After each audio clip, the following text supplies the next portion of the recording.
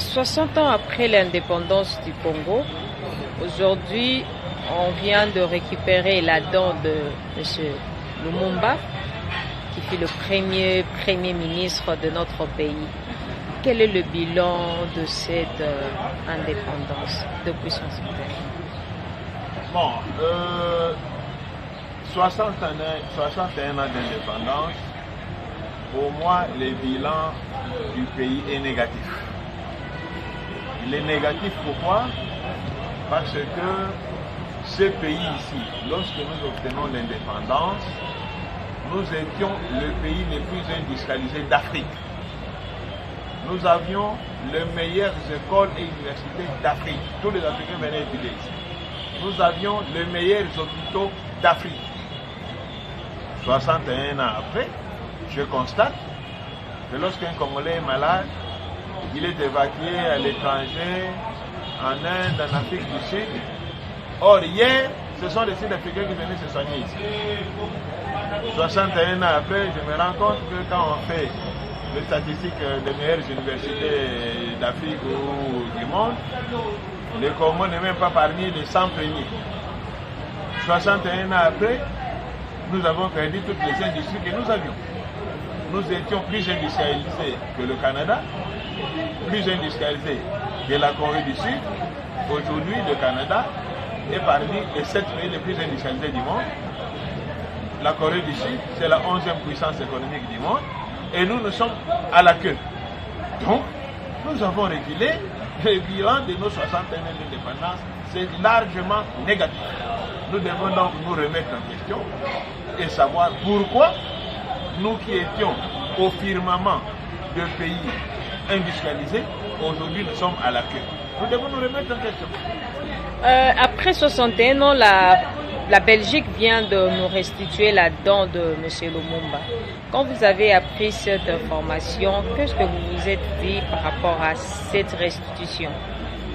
Bon, on savait déjà depuis pas mal d'années, je crois 5 ans déjà, qu'il y a un monsieur, un ancien militaire belge, qui a dit dans une interview qu'il lui détenait la dent qu'il avait arrachée à titre de vestige sur le corps de frère. Quand même une personne qui appartient au Congo, qui appartient à une famille, on ne pouvait pas garder sa dent éternellement là-bas pendant qu'il a sa famille ici, ses enfants, ainsi que son pays. Donc, le geste est quand même louable. Bon, mais moi je demanderais encore plus, parce que c'est vrai, le Premier ministre Patrice Emery Lumumba savait aussi que sa relique a été rapatriée au pays.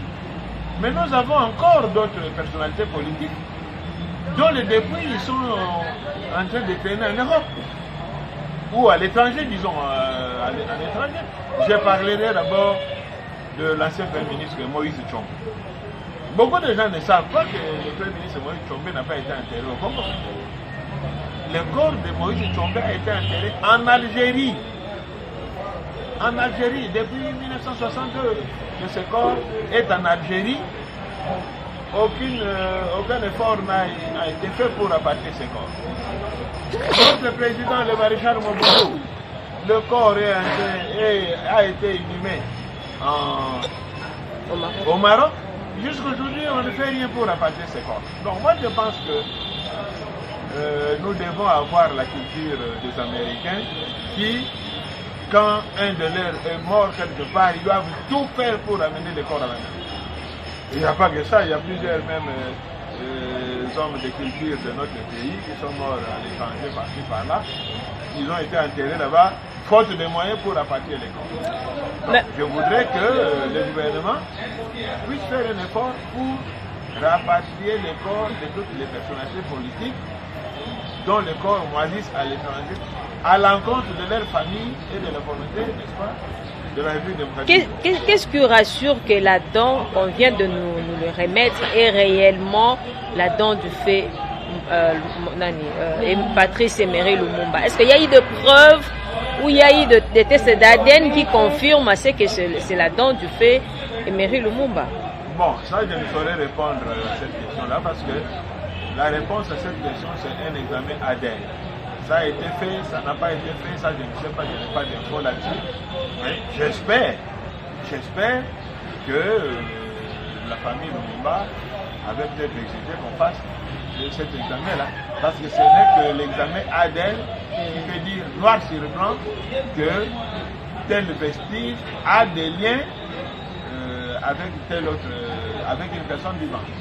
Donc, c'est un nationaliste pur et dur. Est-ce qu'aujourd'hui, l'homme politique congolais peut dire qu'il est nationaliste? Non. Quand nous signons des contrats bidons en défaveur de la République, est-ce qu'on peut se dire nationaliste? Non. Quand nous signons des contrats qui privilégient des pays étrangers, est-ce qu'on peut se dire nationaliste? Non. La guerre à l'Est, où il y a les Congolais qui s'en mêlent dedans. Patrice qui voulait bien que notre pays puisse être fier de sa souveraineté. Quand aujourd'hui une partie de notre pays est occupée, je ne crois pas que le Premier ministre Lumumba, si aujourd'hui il était vivant, il va nous féliciter. Non, il ne nous félicitera pas. Il dira que nous avons trahi son idéal politique. Et donc là, chacun d'entre nous, surtout les dirigeants politiques, doivent chercher à revenir sur le bon rail. Parce que demain, jeudi 30 juin, nous allons enterrer les reliques du Premier ministre. Bon, c'est là maintenant la question que nous, les dirigeants politiques doivent se poser. Qu'avons-nous fait du pays que les Lumumba, les Kasavubu nous ont laissé? Qu'avons-nous fait de ce pays-là? Est-ce que nous avons défendu leur idéal politique? Pour moi, la réponse est non. Donc, on doit se remettre en question et faire une table rase de ce que nous avons fait jusque-là et de repartir du bon pied. Pour finir, ma toute dernière question est celle-ci. Demain, c'est le 30 juin, on va fêter. Ici à Kinshasa, il y a prévu une concert avec le Wenge BCBG. Et de l'autre côté, on voit la guerre au niveau de l'Est. Nos amis sont en train de mourir et autres. Mais tandis que hier, demain plutôt, nous allons fêter avec le Wenge 4x4. Qu'en dites-vous par rapport à cet acte? Bon, il y a des controverses à ce sujet. Certains Congolais auraient aimé que le concert soit annulé en signe de soutien à nos frères de l'Est. D'autres disent, malgré la guerre, la vie continue, il faut continuer à vivre. Les organisateurs ont dit qu'ils vont accorder 40% des recettes à nos frères de l'Est ainsi qu'à l'armée. Bon. Moi je pense que sur ce plan-là, c'est un peu comme les goûts et les couleurs. Hein.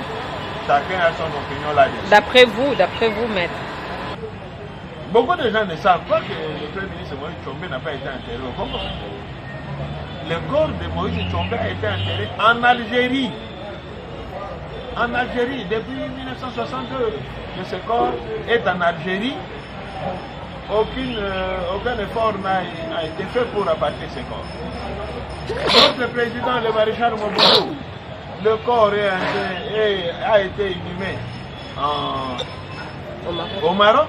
Jusqu'aujourd'hui, on ne fait rien pour rapatrier ce corps. Donc moi, je pense que nous devons avoir la culture des Américains qui, quand un de leurs est mort quelque part, ils doivent tout faire pour amener le corps à l'Amérique.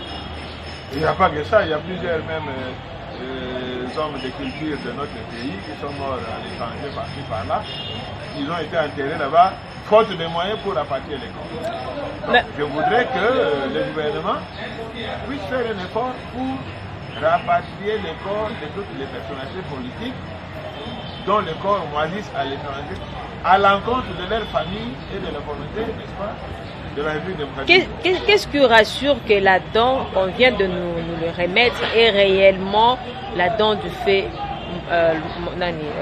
Patrice Emery Lumumba? Est-ce qu'il y a eu de preuves ou il y a eu des tests d'ADN qui confirment à ce que c'est la dent du fait Emery Lumumba? Bon, ça je ne saurais répondre à cette question-là parce que la réponse à cette question c'est un examen ADN. Ça a été fait, ça n'a pas été fait, ça je ne sais pas, je n'ai pas d'infos là-dessus. Mais j'espère que la famille Lumumba avait peut-être exigé qu'on fasse cet examen-là.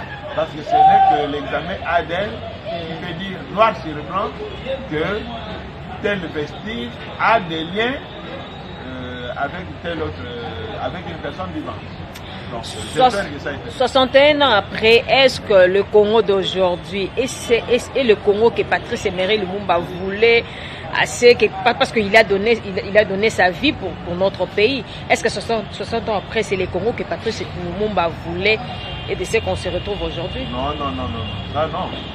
Parce que si vous suivez le discours de Lumumba et sa vision politique, même s'il pouvait ressusciter aujourd'hui, il ne reconnaîtra pas les pays qu'il a laissés.